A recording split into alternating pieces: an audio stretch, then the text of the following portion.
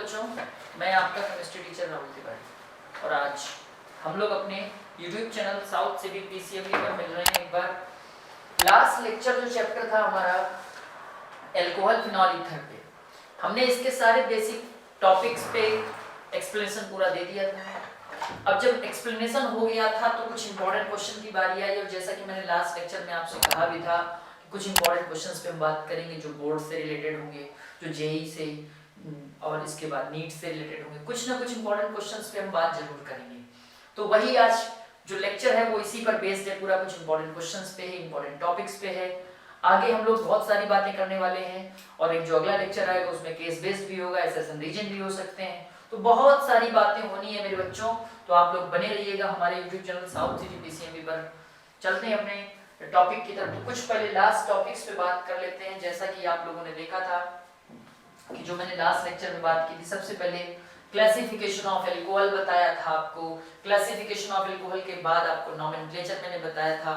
जो basically topic थे alcohol phenol ether में, जो आपने अल्कोहल फिनॉल ईथर पे बात की थी, वो जो बात थी वो अभी खत्म नहीं हुई थी। फिर से एक बार अब बात आई है। बेसिकली पढ़ तो सब लिया है, क्वेश्चन किस टाइप का आएगा अब उस पे बात होनी है। आइए, तो सबसे पहला जो क्वेश्चन बनते हैं हमेशा ध्यान रखिएगा, वो नॉमेनक्लेचर पे बनते हैं। जो क्वेश्चन बनता है वो नॉमेनक्लेचर पे बनता है, ठीक। दूसरी बात आती है नॉमेनक्लेचर के बाद क्लासिफिकेशन पे बनता है। भाई बात तो बनेगी ही, क्लासिफिकेशन की बात है, ठीक। क्लासिफिकेशन पे बनता है क्वेश्चन कि भाई कितने पार्ट में क्लासिफाई किया जाता है। तीसरा क्वेश्चन बनेगा प्रिपरेशन मेथड पे कि भाई प्रिपेयर कैसे करते हैं अल्कोहल को, ठीक। तो प्रिपरेशन मेथड की बात होनी है और जब प्रिपरेशन मेथड की बात हो जाएगी, ये मैटर किसका चल रहा है, ये अभी सारा का सारा मैटर अल्कोहल का चल रहा है।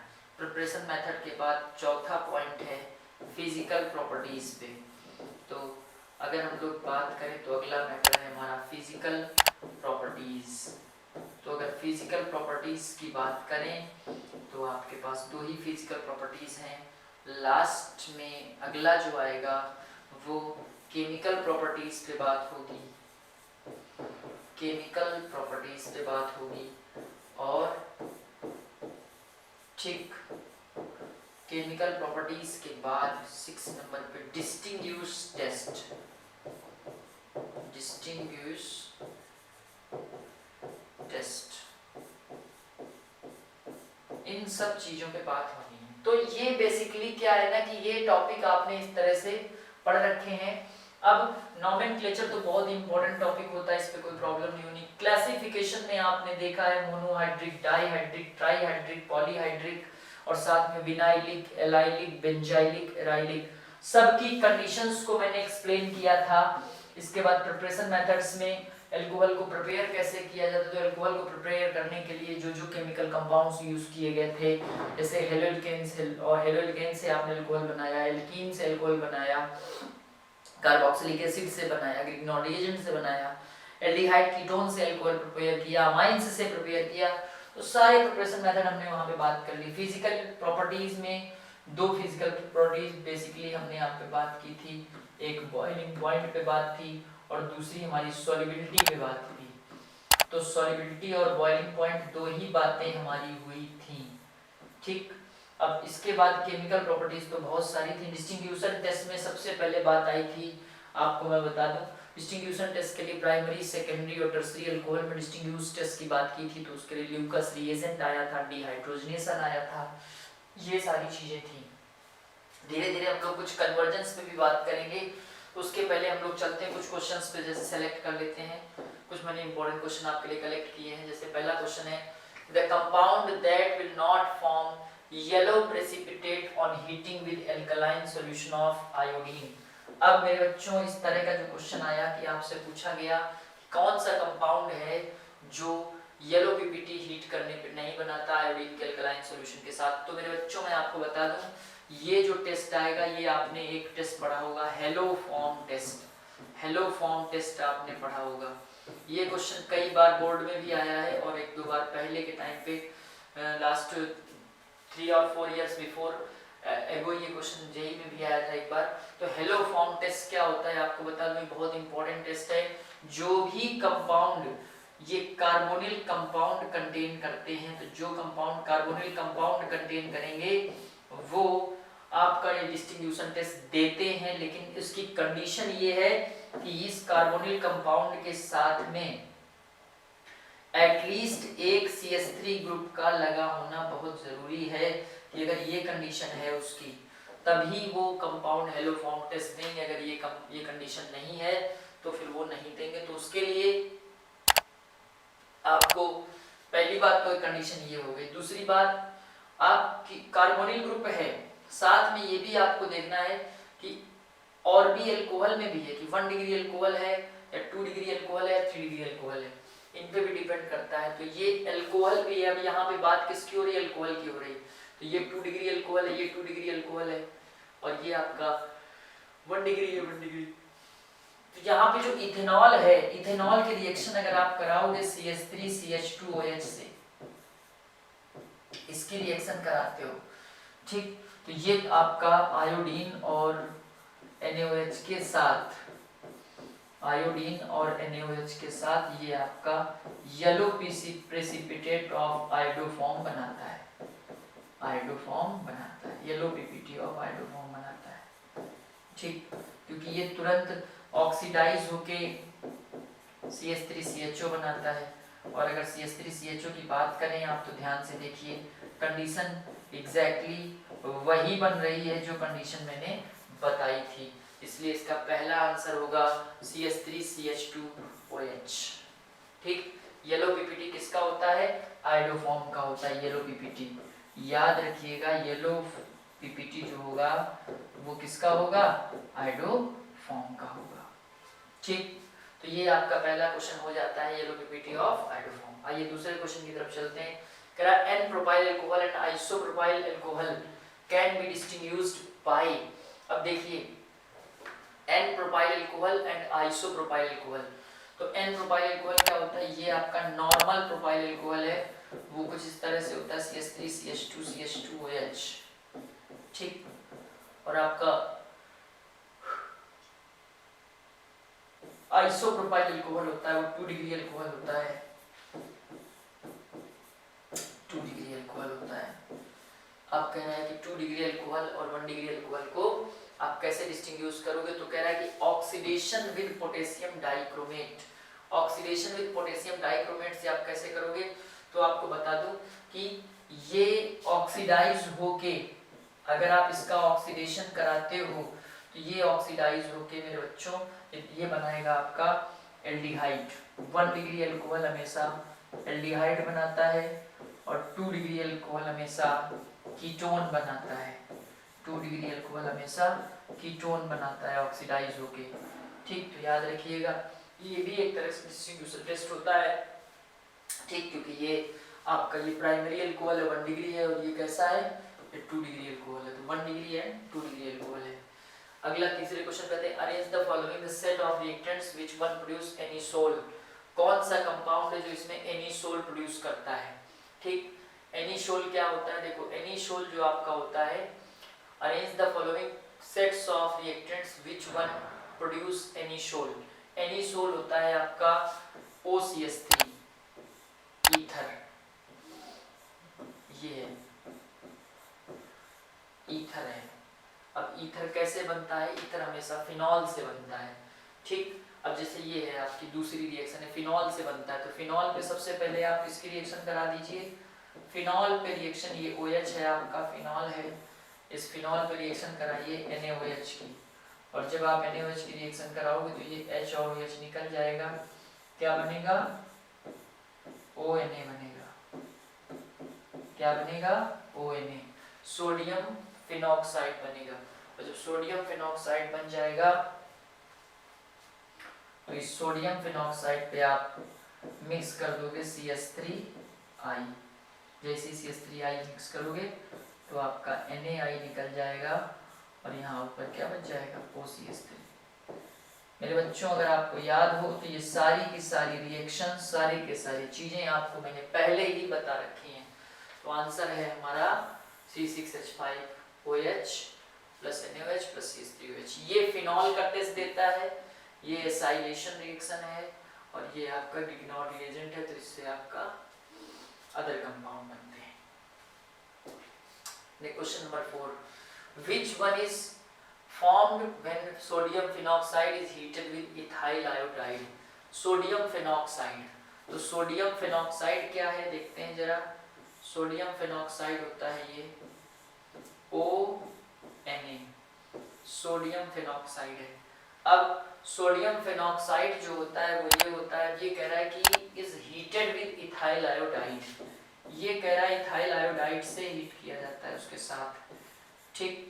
तो जरा इसको अगर जब आप हीट करोगे, ठीक, तो क्या होगा, सबसे पहले ये आपका NaI निकल जाएगा, क्या बना जरा ध्यान से देखिए, OC2H5 बना कि नहीं बना, NaI निकला। अब इसमें से कौन सा है, फिनिटोल, इथाइल फिनाइल अल्कोहल, ठीक, ethyl phenyl alcohol, phenol, none of the above. तो यहाँ पे जो आपका आंसर होगा, क्योंकि ये इथॉक्सी आपका बेंजीन है और यानी नन ऑफ द है, ठीक, क्योंकि जो फिनॉक्साइड है, देखो यहाँ पे इथॉक्साइड जो है, फिनेटोल तो कंपाउंड कोई ऐसा इस पे आएगा नहीं, फिनेटोल, तो फिनेटोल आपका नहीं बनेगा, फिर इथाइल फिनाइल अल्कोहल नहीं है, क्योंकि ये आपका जो कंपाउंड बना है ये ईथर है, और जब ईथर है तो यहाँ पे ईथर बनने का सवाल नहीं उठता है, सॉरी यहाँ पे फिनॉल अल्कोहल बनने का सवाल नहीं उठता है, क्योंकि ये क्या है आपका ईथर है, ठीक। और ईथर के साथ साथ आपका फिनॉल तो बनेगा नहीं, नन ऑफ द अबव। तो यहाँ पे जो बना वो आपका ये बना इथॉक्सी बेंजीन, क्या बना, इथॉक्सी बेंजीन, और इसी इथॉक्सी बेंजीन को जो बोलते हैं वो फेनिटोल बोलते हैं, ठीक। तो यानी आंसर है इसका फेनिटोल, ठीक, क्या आंसर होगा, फेनिटोल, ठीक। तो इस तरह से आपके पास ये कंपाउंड आता है। क्वेश्चन नंबर 4 के बाद हम लोग आते हैं नेक्स्ट क्वेश्चन नंबर 5 पे। अगला है identify Z in the sequence of reactions, कह रहा है Z आप आइडेंटिफाई करिए। तो ये जो रिएक्शन है ये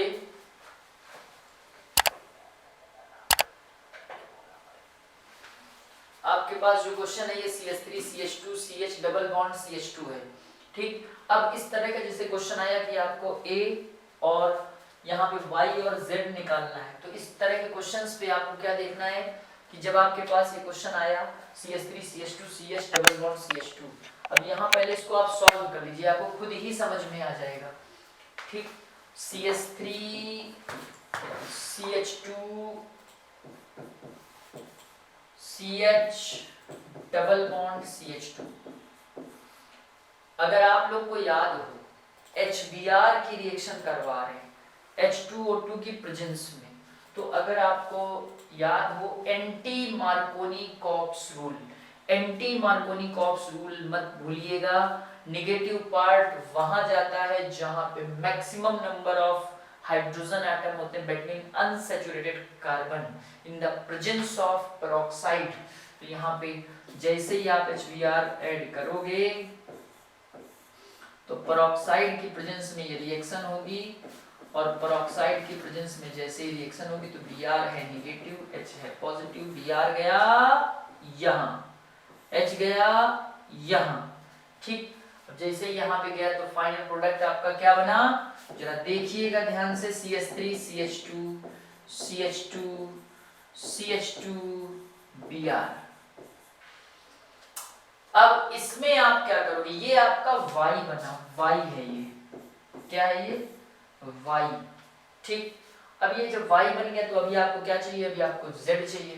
तो Z कैसे बनेगा, तो Z के लिए आपको क्या करना पड़ेगा, Z के लिए आपको यहाँ पे रिएक्शन करानी होगी C2H5ONa की, C2H5ONa, तो ये क्या निकल गया आपका NaBr, तो क्या बन गया CH3 CH2 CH2O ठीक C2H5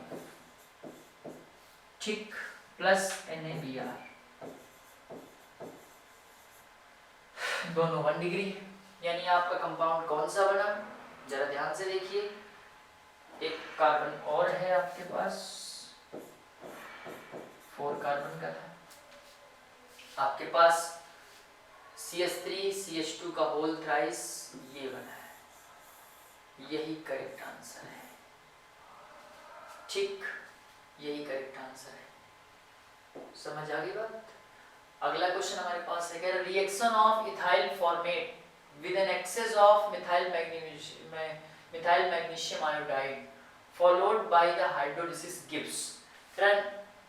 reaction of methyl formate की रिएक्शन है और कह रहा एक्सेस ऑफ CH3MgI है फॉलोड बाय द हाइड्रोलिसिस।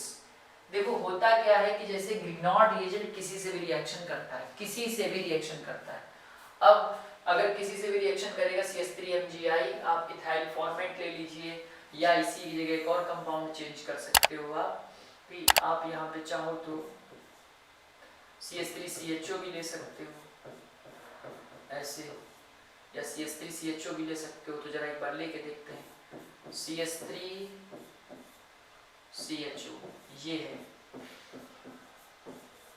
ठीक, CH3CHO लेके देखते हैं। कभी भी ग्रिग्नॉर्ड रिएजेंट का यही कॉन्सेप्ट है, किसी भी कंपाउंड के लिए होगा, ये प्लस पार्ट ये माइनस पार्ट, ये माइनस पार्ट ये प्लस पार्ट। अब ये माइनस पार्ट गया यहाँ, प्लस पार्ट गया यहाँ, इस रिएक्शन को हमने आपको करवाया है, तो क्या होगा जरा देखो, CH3OMgI ये आया। अब जैसे ही इस पे HOH मिलाया गया ठीक, तो क्या बन जाएगा CH3CH3CHOH प्लस MgOHI ये ठीक। अब आपसे कह रहा है कि इथाइल फॉर्मेट अगर हम ले लें तो इथाइल फॉर्मेट होता है HCOOC2H5, ये इथाइल फॉर्मेट है। इस पे अगर आप CH3MgBI की रिएक्शन कराते हो, वही कॉन्सेप्ट जो आपने ऊपर किया, ये पॉजिटिव पार्ट ये निगेटिव पार्ट, कॉन्सेप्ट देखिए आप, ये निगेटिव पार्ट ये पॉजिटिव पार्ट, कॉन्सेप्ट देखिए, ये यहाँ पहुंचा और ये आपका यहाँ पहुंचा। चलो देखिए क्या बना, HOC2H5 नीचे CH3 ठीक, और ये OMgI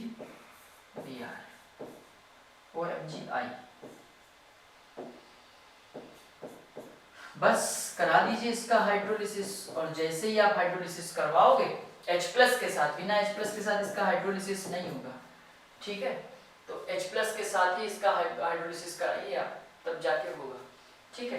तो इस तरह से ये क्वेश्चन हुआ। अगले क्वेश्चन पे आते हैं, propene CH3CH double bond CH2 can be converted into propanol by oxidation. CH3CH double bond CH2 can be converted into 1 propanol by oxidation. तो ये ऑक्सीडेशन की बात कर रहा है ठीक। तो आपको मैं बता दूं, जब भी कभी प्रोपीन जो है वो कन्वर्ट होगा प्रोपेन 1ऑल में, 1 डिग्री अल्कोहल अगर ये डायरेक्ट बना रहा है तो इसका मतलब है रिएक्शन इसकी जो होती है उस रिएक्शन का नाम है हाइड्रोबोरेशन ऑक्सीडेशन रिएक्शन। हमने आपको इस रिएक्शन के बारे में बताया है, हाइड्रोबोरेशन। इसीलिए बोलते हैं बेटा चैप्टर को बहुत डीप में पढ़िए, क्योंकि चैप्टर को जो मैंने डीप में पढ़ाया है उसके लिए आपका जेई हो, आईआईटी हो, नीट हो या बोर्डीज हो, कोई भी होगा, कोई भी सेक्शन होगा, आपको बहुत इजीली आप उसके क्वेश्चंस अटेम्प्ट कर पाओगे। लेकिन उसके लिए आपको हमारे सारे लेक्चर्स पे जाना होगा, जिसमें मैंने बहुत ही डिटेल्स में, बहुत ही ब्रीफली अपने टॉपिक्स को एक्सप्लेन किया है। ऑर्गेनिक जल्दी से होती नहीं है आसानी से, लेकिन अगर आप बेसिक से पढ़ते हो तो ऑर्गेनिक को करना बहुत आसान होता है। तो इसीलिए आपको पहले ऑर्गेनिक के बेसिक पे जाना होगा और उसका बेसिक क्लियर कर लीजिए। जैसे ही आपका बेसिक क्लियर होगा आप रिएक्शन आराम से कर जाओगे। ठीक, तो देखिए सबसे पहले यहाँ पे आइए, आपके पास CH3CH2CH2H, ये हाइड्रोबोरेशन ऑक्सीडेशन रिएक्शन एक हमने आपको करवाई थी, वो रिएक्शन थी हाइड्रोबोरेशन ऑक्सीडेशन। ठीक, यानी एरो पे क्या था, उसमें B2H6 डाइबोरेन था, H2O2 था, हाइड्रोजन पेरोक्साइड था, यानी हमारा करेक्ट आंसर है डाइबोरेन विद एल्कालाइन H2O2। ठीक, तो इस तरह से ये आपके पास अगला क्वेश्चन आता है 7 के बाद क्वेश्चन नंबर 8। आगे कह रहा है कि in a reaction CH2 double bond CH2 hypochlorous acid, ठीक, और इसके बाद ये आपका CH2H CH2H, ये जो है ये आपका इथाइलिन ग्लाइकोल है, इथाइलिन ग्लाइकोल है। ठीक, जो आपका हाइपोक्लोरस एसिड इसमें मिलाया गया, तो हाइपोक्लोरस एसिड जब मिल गया तो मिला के देख लेते हैं, CH2 double bond CH2, hypochlorous acid होता है HOCl।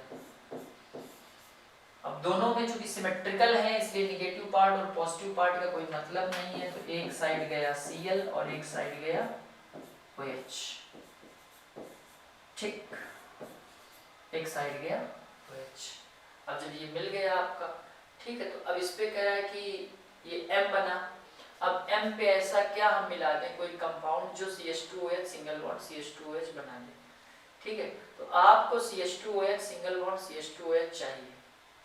आपके पास ये पर्टिकुलर कंपाउंड है, ये है, ये आपके पास एक ये कंपाउंड है CH2Cl single bond CH2Cl CH2OH, ये है आपका, यही बना है।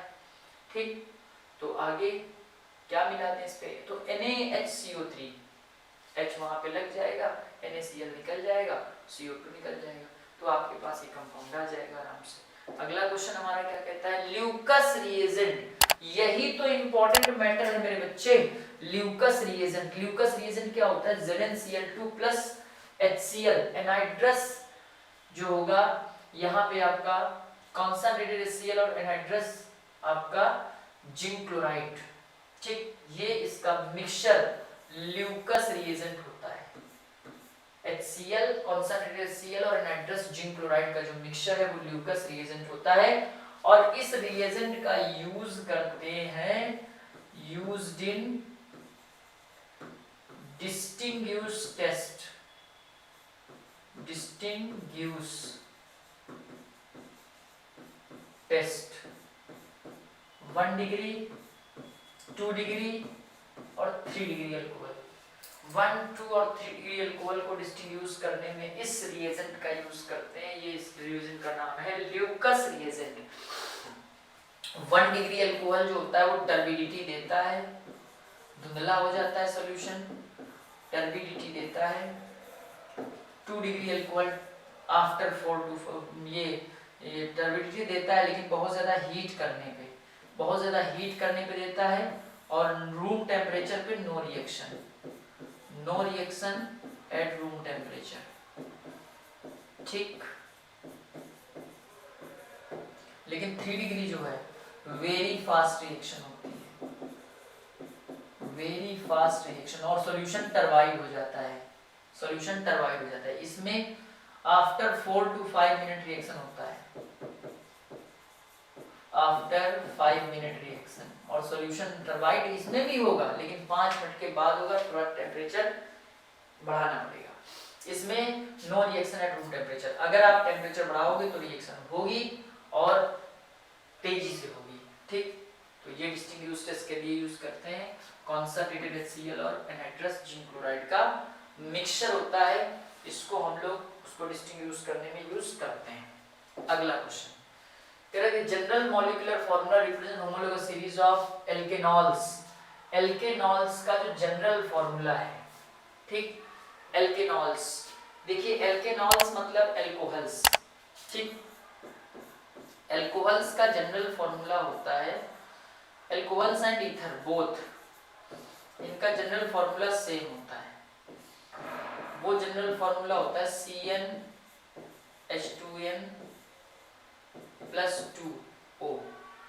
जैसे C4H10O, इसके दो कंपाउंड बनेंगे, एक बनेगा आपका C4H9OH मतलब ब्यूटाइल अल्कोहल, और दूसरा बनेगा C2H5O C2H5, ठीक, ये आपके अल्कोहल और ईथर बनेंगे। तो CnH2n प्लस 2O, यही आपका कंपाउंड, यही है आपका, ये एल्केनॉल्स के लिए है, ठीक, ये आपका कार्बोक्सिलिक एसिड के लिए,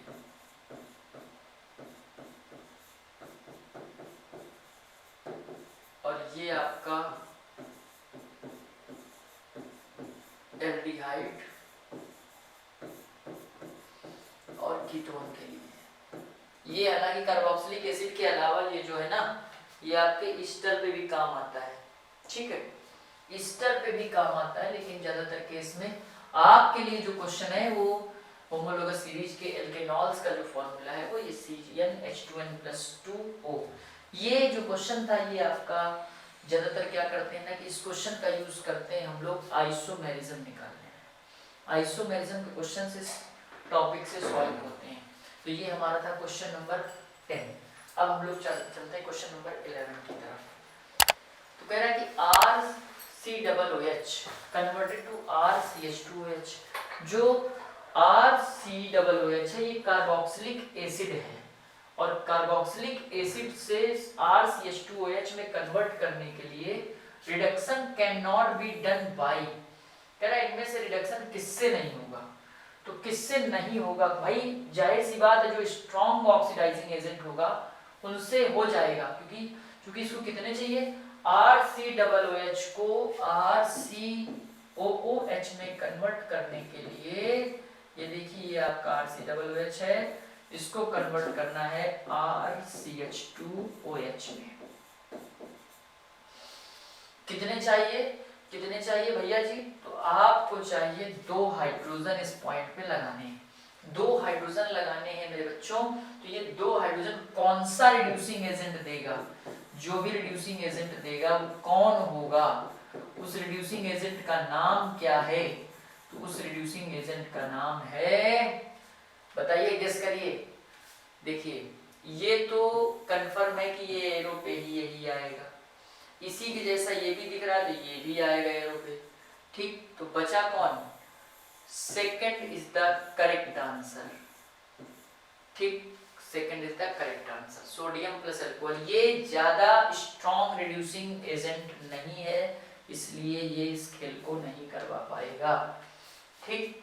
अगला क्वेश्चन कह रहा है कि व्हाट मास ऑफ, ये तो अभी इसको बाद में करेंगे, अल्कोहल का उसका न्यूमेरिकल टाइप का क्वेश्चन है।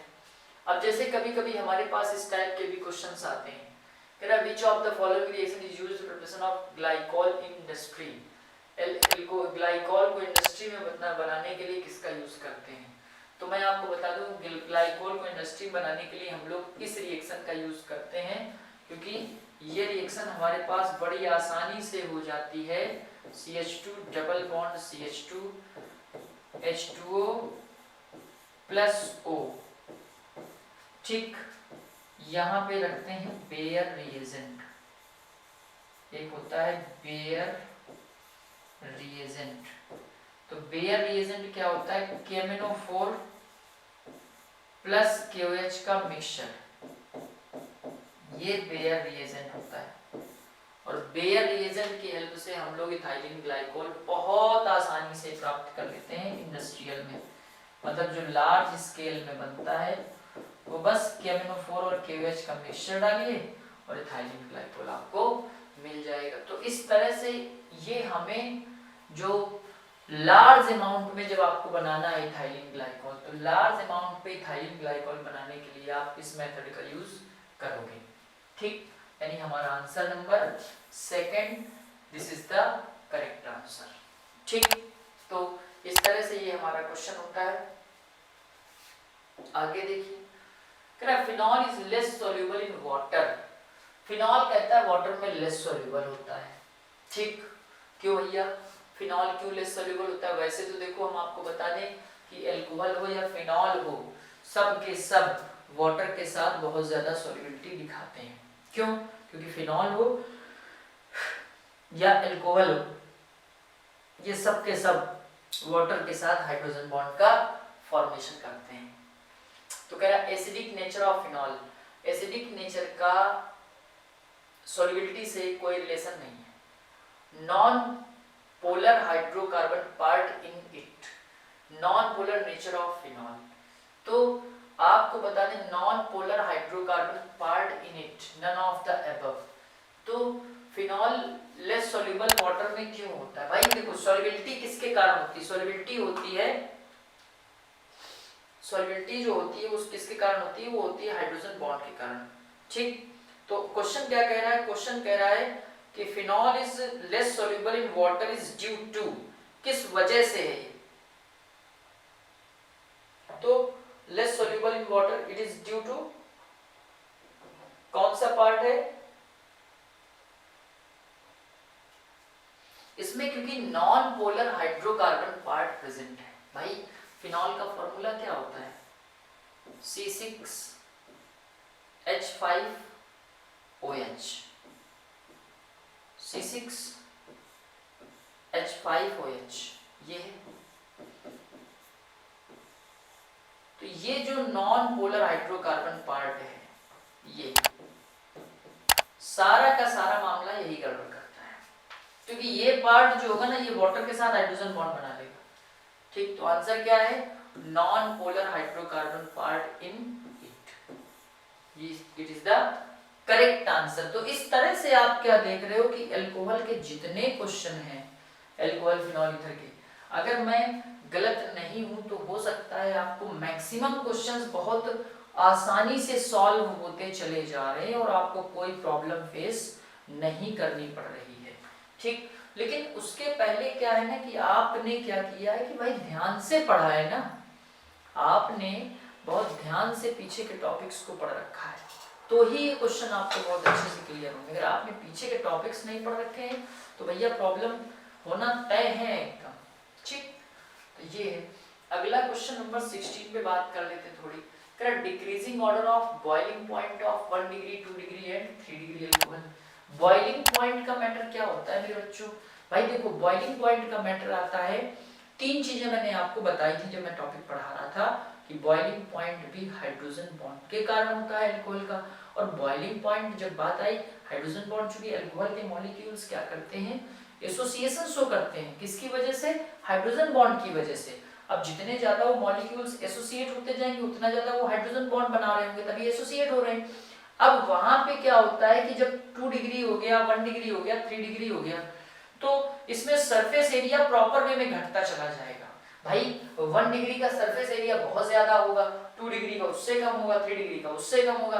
तो जितना कम सरफेस एरिया होगा बॉइलिंग पॉइंट उतना ही कम हो जाएगा। तो सबसे ज्यादा डिक्रीजिंग ऑर्डर की बात करें तो डिक्रीजिंग ऑर्डर में पहला आंसर आपका करेक्ट आंसर है 1 डिग्री। ठीक, due to decrease in surface area, due to decrease in surface area, क्योंकि सरफेस एरिया डिक्रीज कर ले रहा है। ठीक, सरफेस एरिया घट रहा है जिसकी वजह से उसका बॉइलिंग पॉइंट घट जाता है। तो याद रखिएगा करेक्ट आंसर है आपका सबसे ज्यादा 1 डिग्री का बॉइलिंग पॉइंट, फिर 2 डिग्री, फिर 3 degree. Clear? It is the clear. I hope आपको समझ आ गया होगा ये टॉपिक। और इसके बाद आपको अगर बात करें एक दो क्वेश्चंस पे और बात कर लेते हैं। जैसे अगला क्वेश्चन हमसे बोल रहा है कि the boiling point of thioethers are less than that of are lesser than those of ethers, ethers से कम होता है क्योंकि थायो ईथर में हाइड्रोजन बॉन्ड नहीं मिलता है, ठीक। तो जब उनमें हाइड्रोजन बॉन्ड नहीं होता इस वजह से दिक्कत आती है, ठीक। आपको बता दें तो boiling point of thioethers are less than, ठीक, those of ethers, due to, क्योंकि ईथर्स होते हैं इनका बॉइलिंग पॉइंट थोड़ा सा ज्यादा होता है। Most effective reagent used to convert butanol to butanol, यानी आपको अल्कोहल से एल्डिहाइड से अल्कोहल में कन्वर्ट करने के लिए आपको ब्यूटेनॉल, इनल से अल्कोहल चाहिए, तो उसके लिए आप प्लेटिनम का यूज कर सकते हो, ठीक। प्लेटिनम का यूज करोगे आराम से कन्वर्ट हो जाएगा। अगला है, ये भी आपका न्यूमेरिकल पार्ट है। इसी तरह से phenol and benzoic acid can be distinguished bye आपका सोडियम बाइकार्बोनेट टेस्ट।